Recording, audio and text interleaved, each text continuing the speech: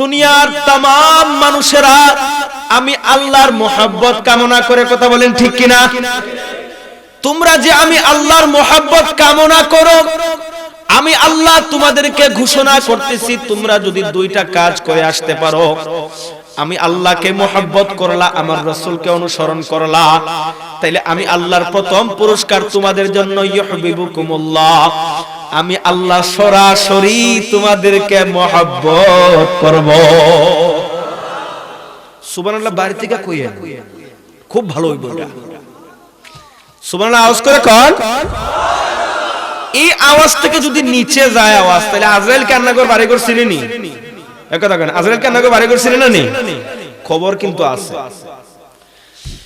দুই নাম্বার পুরস্কার আল্লাহ রাব্বুল ইজ্জাত বলতেছেন, ও দুনিয়ার লোকেরা, গুনাহ করতে করতে তোমার জীবনকে অতিষ্ঠ বানাই ফেলছো, তোমার কলবকে কালো বানাই ফেলছো, আর গুনাহ করতে করতে দুনিয়ার কোন এমন দরগা তুমি বাকি রাখো নাই যেখানে গিয়ে সিজদা লাগাও নাই। গুনাহ করতে করতে এমন অবস্থা তৈরি করেছো, মানুষ তোমাকে দেখলে থুতু দেয়, কিন্তু আমি আল্লাহ তোমাকে ডাকতেছি, প্রথম পুরস্কার তো তোমাকে জানাই দিলাম, ইউহিব্বুকুমুল্লাহ। দুই নাম্বার পুরস্কার তোমার জন্য আমি জানাই দিচ্ছি, দুনিয়ার মধ্যে যখন তুমি গুনাহ করছো, তোমার সগীরা গুনাহ, তোমার ছোট ছোট কবিরা গুনাহ, তোমার হাত ফসকে মুখ ফসকে যে গুনাহগুলা হয়ে গেছে, ও বান্দা, আমি রহমান নামের খাতিরে তোমাকে জানাই দিচ্ছি, তুমি যখন আমি আল্লাহর কাছে চলে আসবা, শর্ত আগে বলছিলাম আমার রাসূলকে মুহাব্বত কইরা, তুমি যখন আমি আল্লাহ পর্যন্ত চলে আসবা, আমি আল্লাহর পরিষ্কার ঘোষণা তোমার জন্য থাকলো বান্দা, আমি আল্লাহর ঘোষণা, সুবহানাল্লাহ বলার জন্য রেডি থাকেন। আমি আল্লাহর ঘোষণা, আমি আল্লাহর ঘোষণা শুনে নাও। আমি আল্লাহ ঘোষণা করতেছি, তোমার ছোট ছোট ভুলগুলাকে আমি আল্লাহ ফুল বানাই দেব, ফুল বানায়া তোমাকে এই ফুলের মালা গলায় দিয়া তোমাকে জান্নাতুল ফেরদাউসের মালিক বানাই দেব। এই যে ঘোষণা দিলেন, তিনি কে? আকাশ বাতাস মুখরিত করে মুসলমানি আওয়াজে বলেন, তিনি কে? আল্লাহ। ভাই দোস্ত, এই কোরআন, এটা বোঝার জন্য গভীর মনোযোগ দেয়া লাগবে। আমাদের এখন ওয়াজের মাহফিলটা হয়ে গেছে আওয়াজের মজলিস। এখানে ওয়াজ হয় না, এখানে বেশিরভাগ এখন আওয়াজ হয়। আওয়াজ হওয়ার কারণে মুসলমানদের মধ্যে এখন দূরত্ব তৈরি হচ্ছে, কথা বলেন ঠিক কিনা? আমরা ওয়াজের ময়দানে আওয়াজ চাই না, আমরা ওয়াজের ময়দানে ওয়াজ চাই, কথা বলেন ঠিক কিনা? বর্তমান আলেমরা হাতকে বুকের উপর বাঁধবে, কে নাভির উপর বাঁধবে, রফে আযান করবে কিনা, এইগুলা নিয়ে মাহফিলে কথাবার্তা শুরু করে দেয়, বিতর্কিত বিষয় নিয়ে। এই বিতর্কিত বিষয় নিয়ে আলোচনা করতে করতে আমাদের মুসলমানদেরকে ইসলাম থেকে তারা দূরে ঠেলে দিচ্ছে, কথা বলেন ঠিক কিনা? আমরা চাই আপনারা একই সামিয়ানার নিচে আসেন আর মুসলমানদেরকে মুসলমানিত্বের ভিতরে ডাকেন, কারণ পুরা বিশ্ব এখন চলে গেছে মুসলমানদের বিরুদ্ধে। ইউরোপের দিকে তাকান, মুসলমানরা মায়ের খাইতেছে কি খাইতেছে না?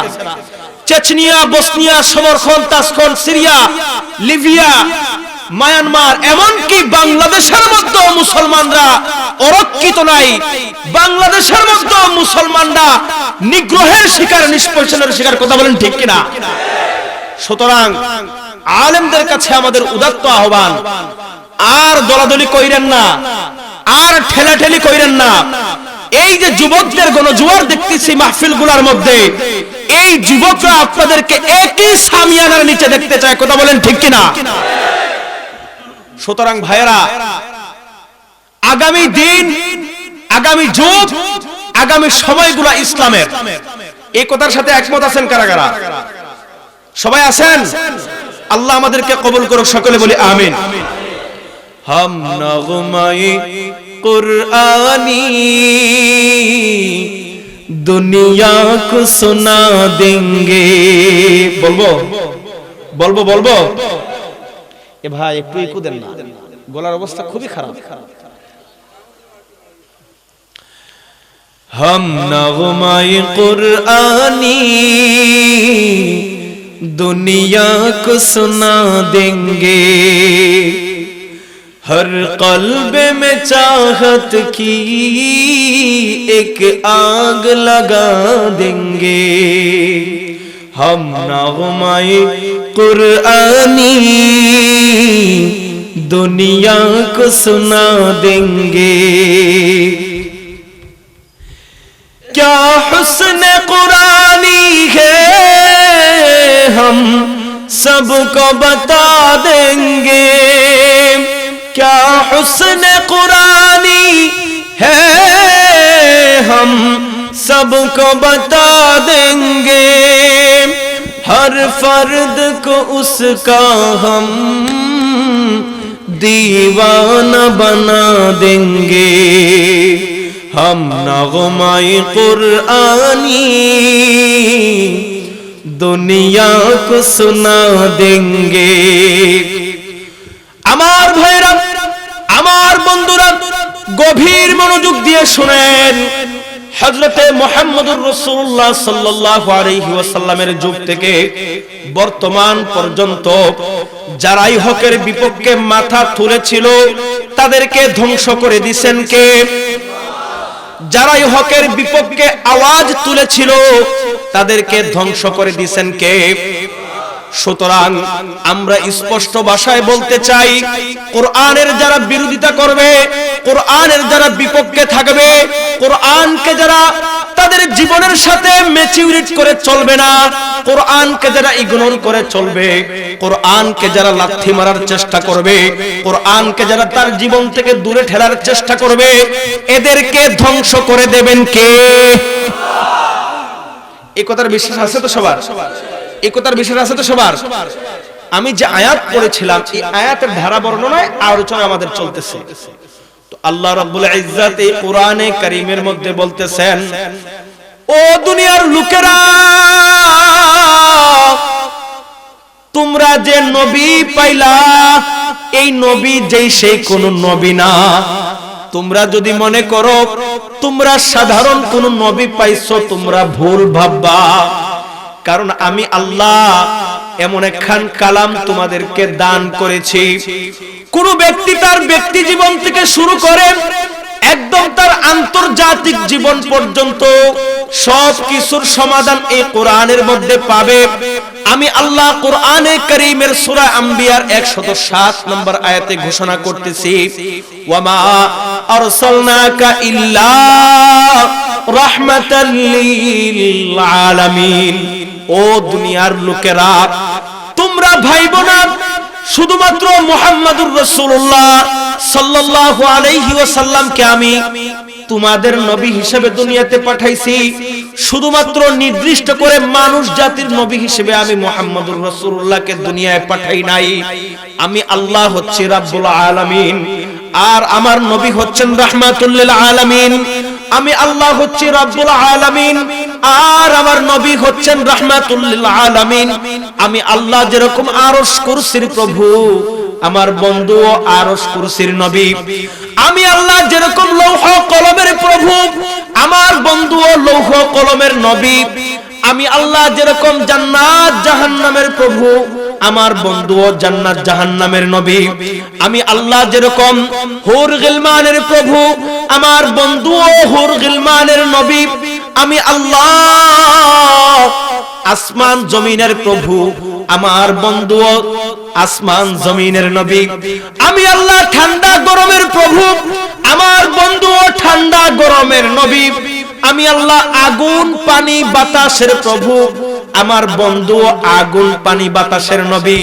সুতরাং এ দুনিয়ার লোকেরা যারা আমার নবীকে অনুসরণ করবা, যারা আমার নবীকে অনুসরণ করবা, যারা আমার নবীর ইবাদত অনুযায়ী চলবা, যারা আমার নবীর বাতলায় দেওয়া পথে চলবা, আমি আল্লাহ তোমাদের জন্য ঘোষণা করতেছি, ওয়ায়াগফিরু লাকুম যুনুবাকুম ওয়াল্লাহু গফুরুর রহিম। আল্লাহু আকবার বলেন। আল্লাহু আকবার। আল্লাহর কত বড় ঘোষণা! যদি বুঝতেন আপনারা এই ঘোষণার কথা, চিৎকার দিয়ে দাঁড়াই যাইতেন। এই ঘোষণার কথা আপনাদের ভিতরে টাচ করে নাই বিদায় আপনারা চিৎকার দিয়ে দাঁড়াইতে পারেন না। আমাদের দিলটাকে খোলা রেখে বসেন, অন্তরটাকে খালি বানাই বসেন, দেখবেন কোরআন থেকে যা বলতেছি এই কথাগুলা কি বলতেছি ভালো করে বুঝে নেন।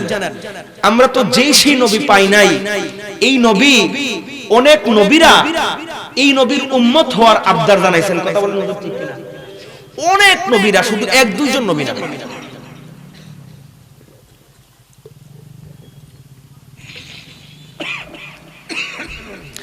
আমার নবীর উম্মত হওয়ার জন্য কত নবী যে আবদার জানাইছে, আমার নবীর উম্মত হওয়ার জন্য কত রাসূল যে আবদার জানাইছে, কিন্তু সমস্ত নবীদের মধ্যে যিনি সরদার, সমস্ত উম্মতদের মধ্যে যারা সরদার, সমস্ত নবীদের সরদার যে নবী, সমস্ত উম্মতদের সরদার যে উম্মতরা, আল্লাহ রাব্বুল ইজ্জত ওই উম্মতদেরকে ওই নবীর ভাগে ফালায়া রাখছে। কথা বলেন ঠিক কিনা?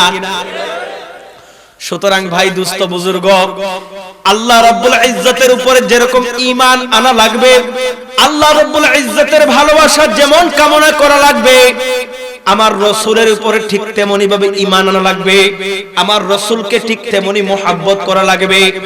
আমার রাসূলের জীবনের একটা দিকের উপরে যদি আপনি ঈমান না আনেন, আপনার ঈমান ভিতরে নাই। আমার রাসূলের জীবনের একটা দিক যদি আপনার কাছে খারাপ লাগে, বোঝা লাগবে আপনার ভিতরে ঈমানের গলদ আছে। কথা বলেন ঠিক কিনা? সুতরাং যে বাটপারেরা, যে মুনাফিকেরা আমার রাসূলের ইজ্জত নিয়ে ছিনিমিনি খেলে, এরা আসলে মুসলমান না, এরা মুসলমান নামের মুনাফিক। এরা মুসলমান নামের কি? हे हमारे नबी कितने प्यारे नबी, हे हमारे नबी कितने प्यारे नबी। ঈমান আছে, আমার নবীকে যারা মুহাব্বত করবে, ভালোবাসবে, তাদের ভিতরে ঈমান আছে, তাদের জন্য আমি আল্লাহর পক্ষ থেকে 3 নাম্বার পুরস্কার কি, 3 নাম্বার পুরস্কার জানার জন্য তৈরি আছেননি? কথা কয় না? 3 নম্বর পুরস্কার জানার জন্য তৈরি আছেননি?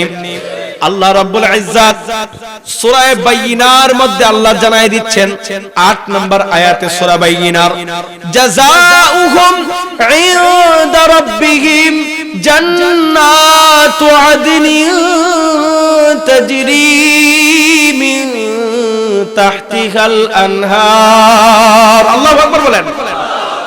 খালিদিনা ফিহা আবাদা রাদিয়াল্লাহু আনহুম ওয়া রাদু আন যালিকা লিমান খাশিয়া রাব্বাল্লাহু আকবার।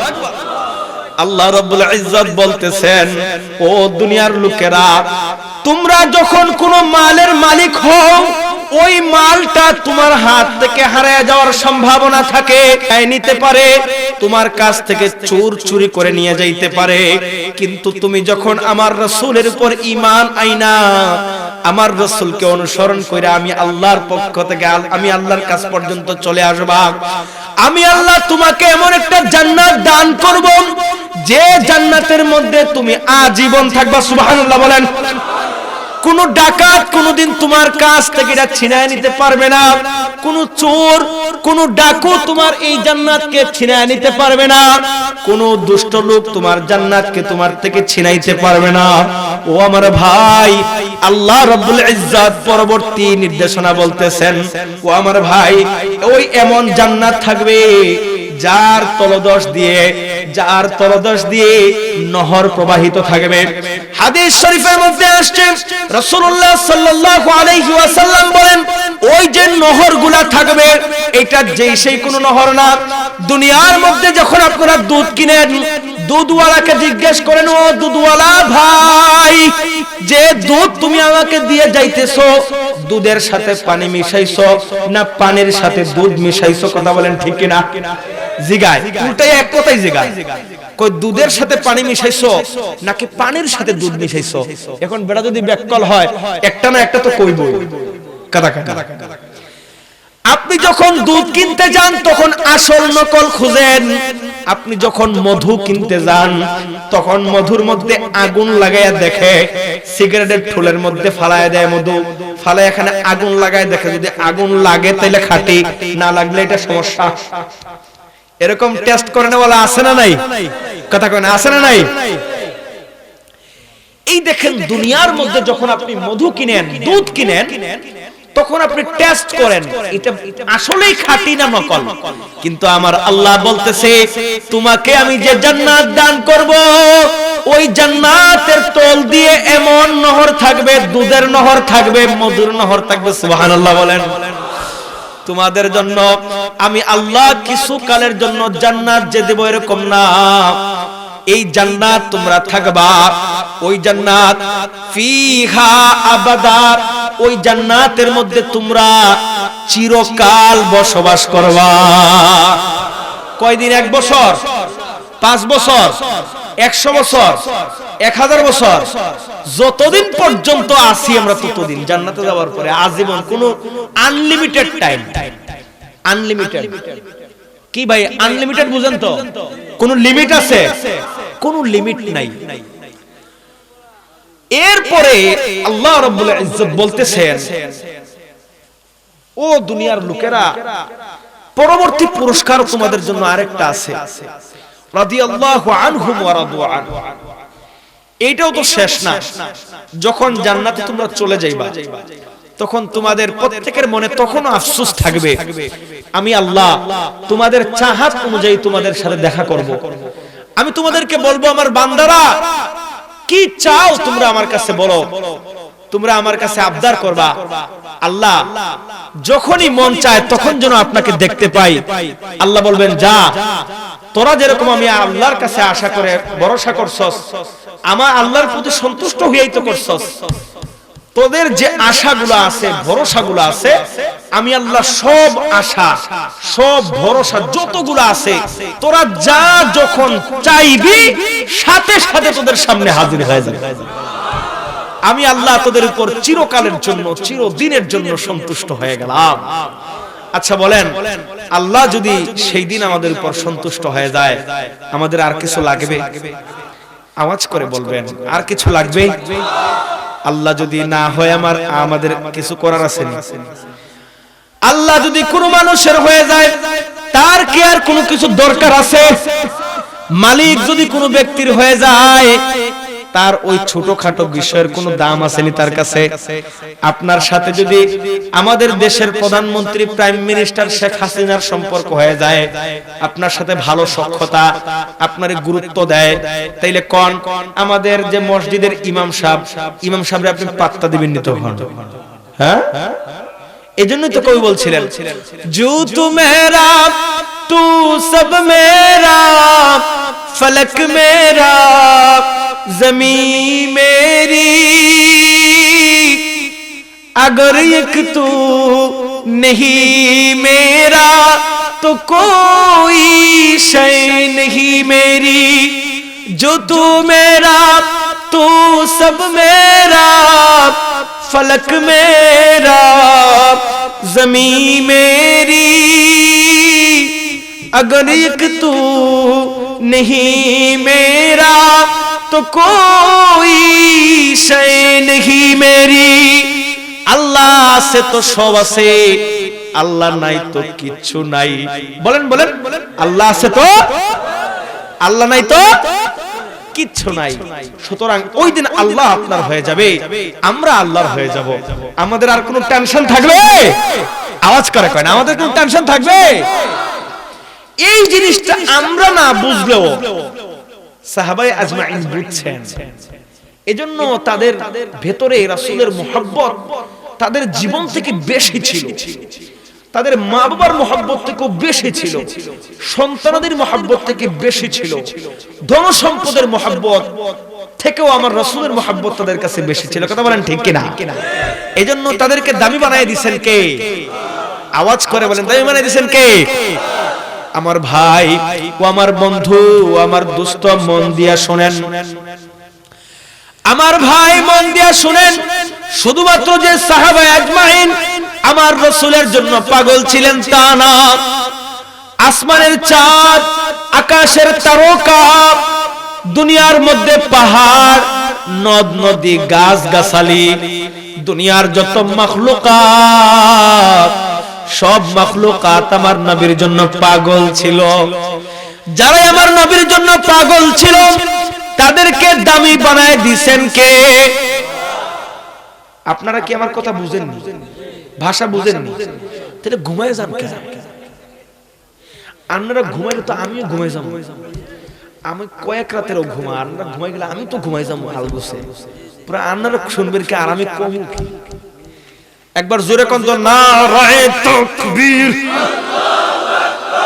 আওয়াজ হইল না, ছাতকের মানুষ ভাত খেয়ে আয় না। ভাবিদের কাছে বিচার দিতেছি। ওই যে একটা কইছিল না, আল্লাহ তোমার কাছে বিচার দিলাম, কইছিল না একটা? এরকম ভাবিদের কাছে বিচার দিতেছি। বাড়িতে গেলে আছে খবর রান্না করে, ভালো খবর আছে রান্না করা আছে, ভালো করে কয়েন নারায়ে তাকবীর, দিন ইসলাম, দিন ইসলাম। এখন একটু তেল আইছে বোঝা গেল, একটু ঠিকঠাক বলেন, একটু কাশি দেন ভালো করে, ভালো করে। এখন নড়াচড়া থাকেন, নড়াচড়া থাকলে আমার কথা কইতে ভালো লাগবে। এখন আসেন, আবার মনোযোগ জায়গায় নিয়ে আসেন, আবার মনোযোগ জায়গায় নিয়ে আসেন। আমার ভাই মনটা নরম করে শুনেন। আমার রাসূলকে যারা মুহাব্বত করেছে, আমার রাসূলকে যারা ভালোবেসেছে, আমার রাসূলকে যারা বুকের মধ্যে আগলে ধরেছে, তাদেরকে দুনিয়া এবং আখিরাতে দামি বানাই দিবেন আমার আল্লাহ। পুরা দুনিয়ার সমস্ত মাখলুকাত আমার নবীর জন্য পাগল ছিল। কেন পাগল হবে না? যখন আমার নবী দুনিয়া ছেড়ে চলে যাইতেছে তখনও কাঁদতেছে, জিবরাইল আজরাইল তোমাকে নিতে চলে আসছে, আমি যে চলে যাচ্ছি আমার এই অভাগা উম্মতদের কি হবে? আল্লাহু আকবার বলেন। কেমন নবী? আখিরাতের ময়দানে সমস্ত নবী, সমস্ত গৌস, সমস্ত কুতুব, সমস্ত আবদাল সবাই নফসি নফসি পড়তে থাকবে, একমাত্র আমার নবী সিজদার মধ্যে লুটায় পড়ে আল্লাহর কাছে কাঁদতে থাকবেন, ওগো মাওলা উম্মতি উম্মতি। আল্লাহু আকবার। এই যে নবী, এই নবীকে আপনি আমি না চিনলেও চিনছে আকাশের তারকা, চিনছে আকাশের চাঁদ, চিনছে গাছপালার, সূর্য, নদী, সবকিছু আমার নবীকে চিনছে। এজন্যই তো তিরমিজি শরীফের 3631 নম্বর হাদিস আপনাদেরকে শোনাই। রাসূলুল্লাহ সাল্লাল্লাহু আলাইহি ওয়াসাল্লামের একটা ঘটনা এখানে উল্লেখিত আছে। ও আমার ভাই, ও আমার দোস্ত, ও বুজুর্গ, মন দিয়া শুনেন। যখন আমার নবী বাথরুমের প্রয়োজন হইতো, এখন তো আধুনিক যুগ চলে আসছে, ঘরের মধ্যে বাথরুম ঢুকে গেছে। আগেকার জামানা তো এত আধুনিক ছিল না, আগেকার জামানা এত ভিআইপি ছিল না, এত সিআইপি ছিল না। ও আমার ভাই, আগে যখন মানুষের বাথরুমের প্রয়োজন হইতো তখন মানুষ নিজের ঘর থেকে, নিজের বাড়ি থেকে অনেক দূরে চলে যাইতো, যেখানে মানুষের কোনো অস্তিত্ব থাকবে না, কোনো ঘন ঝোপঝাড়ওয়ালা জঙ্গলের মধ্যে চলে যাইতো, অথবা আরবের মধ্যে মরুবিয়াবান ছিল, মরুভূমির মধ্যে চলে যাইতো পায়খানা প্রস্রাবের জরুরত ছাড়ার জন্য। আমার রাসূল যখন পায়খানা প্রস্রাবের জরুরত হইতো, আমার নবীও দূরে কোথাও চলে যাইতেন। ওই জায়গায় গিয়া কেমন লজ্জাশীল নবী ছিলেন আমার, দেখেন, ওই জায়গায় গিয়ে সব দিকে চায়া থাকতেন কেউ দেখতেছে কিনা। কেউ যখন নাই তখন আমার নবী দূরবর্তী গাছগুলাকে উদ্দেশ্য করে বলতেন তালিয়া সাজারা। আল্লাহু আকবার বলেন। আমার নবী ডাক দিতেন তালিয়া সাজারা, ও গাছের এদিকে আয়, এ গাছের এদিকে আয়, গাছের এদিকে আয়। আমার নবী যখন ডাক দিতেন, আমার নবীর মুখের আওয়াজ গাছ পর্যন্ত পৌঁছাইতে দেরি হইতো, গাছ তার জায়গা থেকে ছুঁইটা আমার রাসূল পর্যন্ত আসতে দেরি করত না। কেমন মহব্বত আমার রাসূলের প্রতি ছিল গাছের, চিন্তা করে। গাছ আইছে একদম বেষ্টনী দিয়ে আমার রাসূলকে বেষ্টনী দিয়ে দাঁড়াই যাইতো, আমার রাসূল একদম জরুরতের ছাইরা পয় পরিষ্কার হয়ে পড়ে এখান থেকে আসতে। চিন্তা করছেন কেমন রাসূলের প্রতি মহব্বত ছিল। শুধু কি তাই, আকাশের চাঁদের কি আমার রাসূলের প্রতি মহব্বত ছিল না? কাফেররা আয়েশা রাসূল আজীব ঘটনা, সূরা কামারের প্রথম নম্বর আয়াত, ইকতারাবাতিস সাআতু ওয়া শাক্কাল কামার, আসনা হুজুর কোরআনের মধ্যে আয়াত, সূরা কামারের প্রথম নম্বর আয়াত। কাফেররা বুঝছে আজকে তো পাইছি রে সুযোগ, এটা কি আর ছাড়ন যায়? এই তো তারা ধরছে, বলতেছে হে মুহাম্মদ ঠিক আছে, তুমি যেহেতু বলছো তাইলে আকাশের মধ্যেই দেখাও। চন্দ্রিমা রাত ছিল, একদম মাসের মধ্যে রজনী ছিল, আকাশের মধ্যে থালার মতো চাঁদটা উঠে আছে। আমার রাসূল বলতেছেন কি দেখাবো বলো? তারা বলতেছে ঠিক আছে, ওই যে চাঁদটা আছে ওই চাঁদটা দ্বিখণ্ডিত করে দেখাও। ও আমার ভাই, ও আমার দোস্ত, আমার রাসূল তাদেরকে আবার জিজ্ঞেস করতেছেন আমি যদি চাঁদ দ্বিখণ্ডিত করে দেখাইতে পারি আমার আল্লাহর হুকুমে, তাইলে তোমরা আমার পুরস্কার স্বরূপ ঈমান গ্রহণ করবা কিনা? তারা বলতেছে ঠিক আছে, তুমি যদি চাঁদ দ্বিখণ্ডিত করে দেখাইতে পারো, তুমি যদি চাঁদ দ্বিখণ্ডিত করে দেখাইতে পারো, তাইলে আমরা অবশ্যই ঈমান আনবো, আমরা অবশ্যই ঈমান আনবো, আমরা অবশ্যই ঈমান আনবো। ও আমার দুস্থ বুজুর্গ, এই কথাটা গভীর মন দিয়া শুনবেন, এই কথাটা গুরুত্বপূর্ণ কথা। আমার রাসূল আকাশের দিকে শাহাদাত আঙ্গুল উত্তোলন করলেন, আকাশের দিকে শাহাদাত আঙ্গুল উত্তোলন কইরা চাঁদের দিকে তাকায়া এরকম একটা যেন চিহ্ন আইকা দিলেন। যখনই আমার রাসূল চিহ্ন আইকা দিবেন, আল্লাহ রাব্বুল ইজ্জতের হুকুমে পুরো আস্ত চাঁদটা দ্বিখণ্ডিত হয়ে গেছে। যখন চাঁদ দ্বিখণ্ডিত হয়ে গেল, কাফেররা বলতেছে মুহাম্মদ এইটা তো চাঁদ দ্বিখণ্ডিত তুমি করো না, এটা আমাদের চোখের মধ্যে ভ্রম লাগাইছো, তুমি জাদু লাগাইছো এটা, সুতরাং তুমি জাদুকর, তোমার কথা মানা যাবে না। ওই যুগের আবু জাহেল উতবা সাহেবা যেরকম আমার নবীর চাক্ষুষ মুজিজা দেখা, আমার নবীর চাক্ষুষ মুজিজা দেখাও যারা অস্বীকার করছে, আমার নবীর চাক্ষুষ আরেকটা মুজিজা হচ্ছে কোরআন।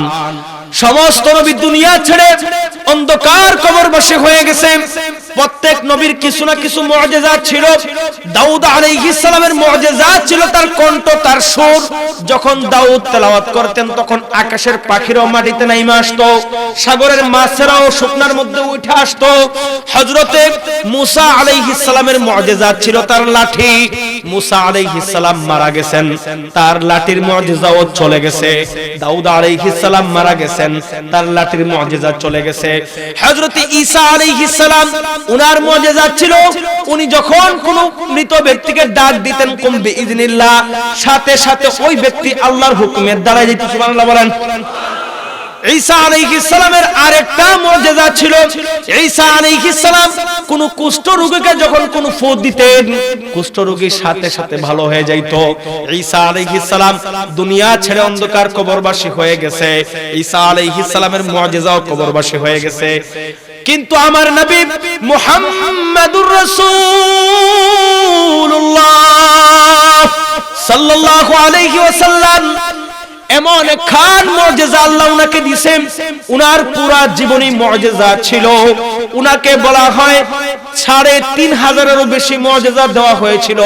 এর মধ্যে সর্বশ্রেষ্ঠ মুজিজা হচ্ছে আল কোরআন।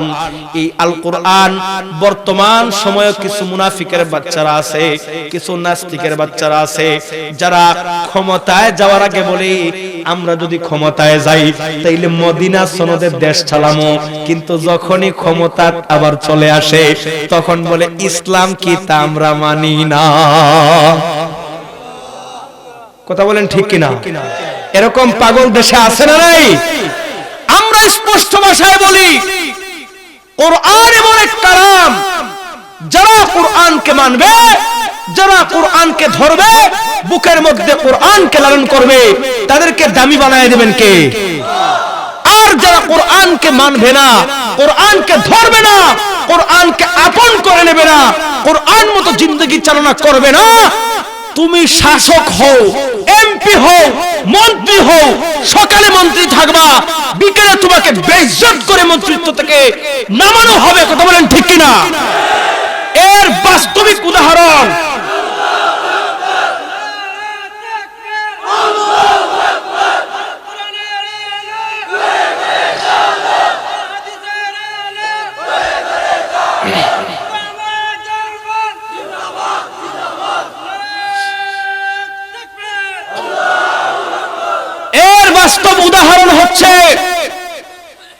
বাস্তব উদাহরণ হচ্ছে আমাদের মুরাদ টাকলা। কথা বলেন ঠিক কিনা?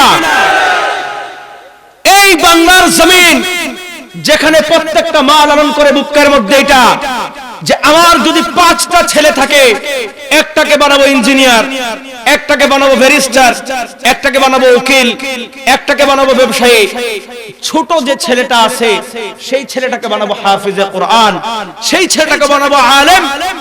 বোন চিন্তা করে এটা আমার 4টা ভাই 2টা ভাই, আহারে যদি একটা ভাই মাদ্রাসায় পড়তে পারতো ওটার উসিলায় হয়তো আল্লাহ আমাদেরকে maaf করে দিত। চাচার যদি ছেলে না থাকে, ভাতিজা যদি থাকে, চিন্তা করে এটা আমার টাকা পয়সা আল্লাহ দিছে, আমার ভাতিজাকে মাদ্রাসায় পড়াই যাতে এর উসিলায় আল্লাহ আমাকে maaf করে দেয়। যেই দেশের মানুষের অন্তরে কোরআন নিয়ে এত মহব্বত, এই দেশের মানুষকে কাইটা ফেলবা কোরআনের মহব্বত এই দেশের মানুষের অন্তর থেকে বের করা যাবে না। এই দেশের মানুষরা যখন ফজরের সময় ঘুম থেকে উঠে, আসসালাতু খায়রুম মিনান নাওমের আওয়াজে ঘুম থেকে উঠে, যখন রাতে ঘুমাইতে যায় এশারের নামাজ পড়া, ঘরে খাওয়া দাওয়া কইরা আলগুসে শুয়ে থাকে, এই কারণে যাতে ফজরের জামাতটা গিয়ে মসজিদে জামাতের সহিত পড়া যায়। এই দেশের আকাশে কালেমার পতাকা পথ পথ করে উঠতেছে, আর ওই দেশে যারা কোরআন নিয়ে ছিনিমিনি খেলবা, কোরআন নিয়ে কথা বলবা, কোরআনের বিরোধিতা করবা, টাকলা মুরাদের যে অবস্থা হয়েছে তারও সেই অবস্থা হবে। কথা ক্লিয়ার? কোন ঝামেলা আছে? আমার ভাই দুষ্ট বুজুর্গ, আমি গরম কথা বলতে পছন্দ করি না, কিন্তু কিছু কিছু জিনিস দেখলে জানে আর সহ্য আসে না, বলতে বাধ্য হই। কাফেররা আমার রাসূল যখন কোরআন তেলাওয়াত করতেন, আমার রাসূল যখন কোরআন পড়তেন, সময় কি আছে?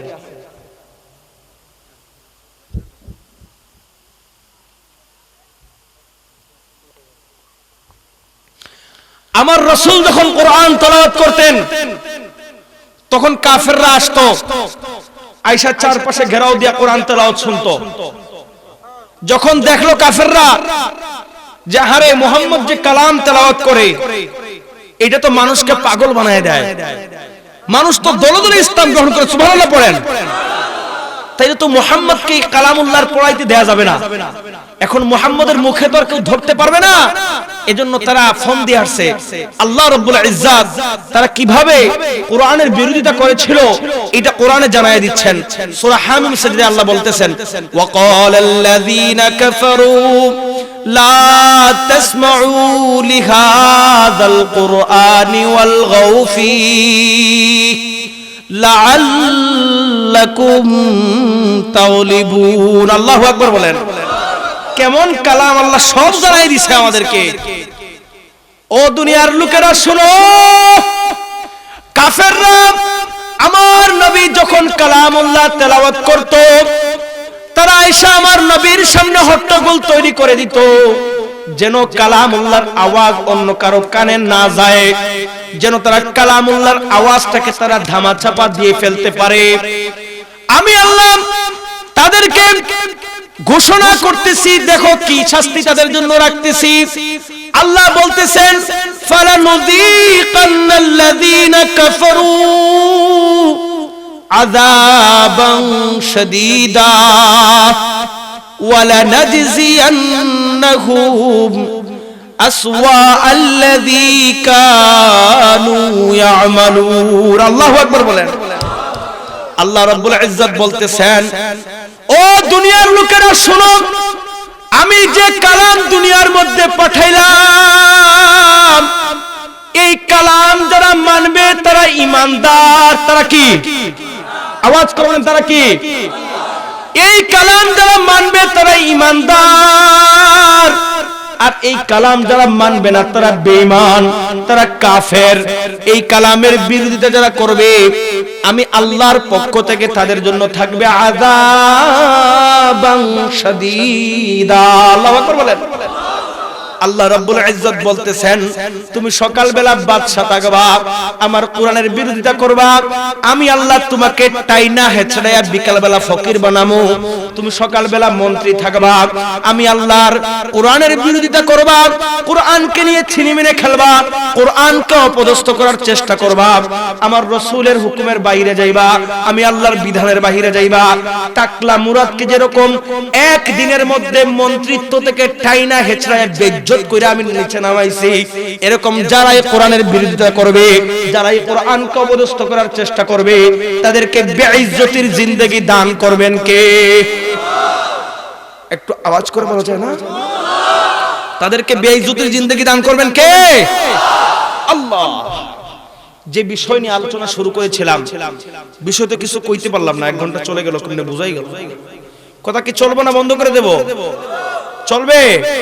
কতক্ষণ? আরো 1 ঘন্টা। আলহামদুলিল্লাহ, আপনাদের তো ঈমান বড় তাজা। হুজুরকে নিয়ে আসেন। হুজুর কি আসছে? কোথায়? হুজুরকে স্টেজে নিয়ে আসেন, আমি 5 মিনিটের মধ্যে শেষ করে দেব ইনশাআল্লাহ। তো ভাই শেষ কথা দোস্ত মন দিয়ে শুনেন, শেষ একটা ঘটনা বলে শেষ করে দেব, একটা ঘটনা বলে শেষ করে দেব। বসেন। আমার রাসূলের মুহাব্বত কেমন ছিল সাহাবায়ে আজমাইনদের ভিতরে, এই জিনিসটা বলে শেষ করে দিচ্ছি আজকের ঘটনা, আজকের আলোচনা শেষ করে দিচ্ছি। আমার রাসূল সাল্লাল্লাহু আলাইহি ওয়াসাল্লাম এমনি এমনি দুনিয়ার মধ্যে আসেন নাই বলছিলাম। ও ভাইরা, আল্লাহ রাব্বুল ইজ্জত আমার রাসূলকে রহমত বানায়া দুনিয়াতে পাঠাইছে। ও আমার ভাই, ও আমার বন্ধু, ও আমার দোস্ত বুজুর্গ, আল্লাহ রাব্বুল ইজ্জত মুহাম্মদুর রাসূলুল্লাহ সাল্লাল্লাহু আলাইহি ওয়াসাল্লামকে যে দুনিয়াতে পাঠাইছে, সাহাবা আজমাইনদের কেমন মুহাব্বত ওনার প্রতি ছিল দেখেন।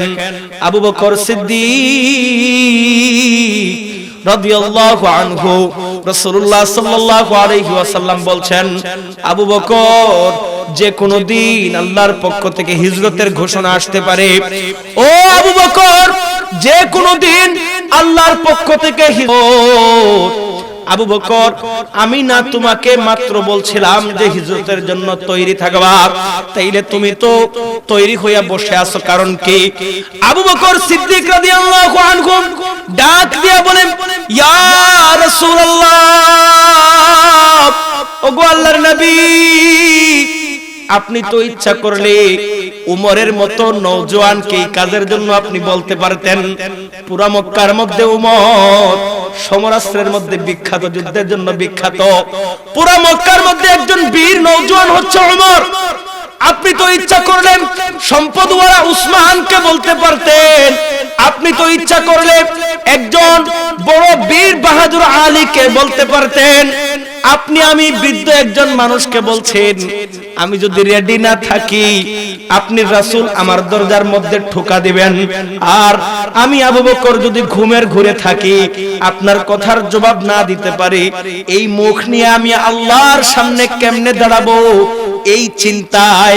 এই চিন্তায় বেকুল হয়ে আমি বিগত 6 মাস যাবত বিছানার সাথে পিঠ লাগাই না।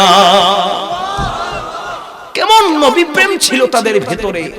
এই রকম নবী প্রেম যদি আমরা আমাদের ভিতরে আনতে পারি, তখন আল্লাহ যে বলছিলেন, আল্লাহ যে ঘোষণা দিয়েছিলেন যে আল্লাহ আমাদেরকে এই ঘোষণার ভাগীদার, তখন আমরা হইতাম। এই ঘোষণার ভাগীদার হওয়ার জন্য তৈরি আছেন কারা কারা? একটু হাতটা দেখা। আল্লাহ, এই যে যুবকরা আজকে রাতের অন্ধকারে ঠান্ডা রজনীতে মাওলা পকেট থেকে গরম লাগছিল, পকেটে হাতটা উপরে হাত উঠায়া আপনাকে সাক্ষী রেখা বলতেছে, নবী প্রেমের জন্য যদি কখনো আপনাদেরকে মাঠে ময়দানে নামতে হয়, নবী প্রেমের জন্য যদি আপনাদেরকে কখনো নিজের বুকের তাজা রক্ত ঢেলে দিতে হয়, তৈরি আছেন তো ইনশাআল্লাহ? নারায়ে তাকবীর, নারায়ে তাকবীর।